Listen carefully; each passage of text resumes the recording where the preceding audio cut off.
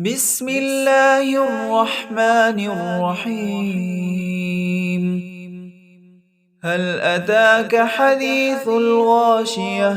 وجوه يومئذ خاشعة عاملة ناصبة تصلى نارا حامية تسقى من عين آنية ليس لهم طعام إلا من ضريع لا يسمن ولا يغني من جوع وجوه يومئذ ناعمة لسعيها راضية في جنة عالية لا تسمع فيها لاغية فيها عين جارية فيها سرر مرفوعة وأكواب موضوعة ونمارق مصفوفة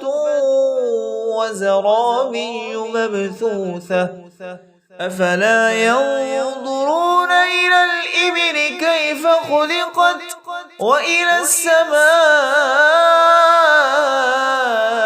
كيف رفعت وإلى الجبال كيف نصبت وإلى الأرض كيف سطحت فذكر إنما أنت مذكر لست عليهم بمسيطر إلا من تولى وكفر فيعذبه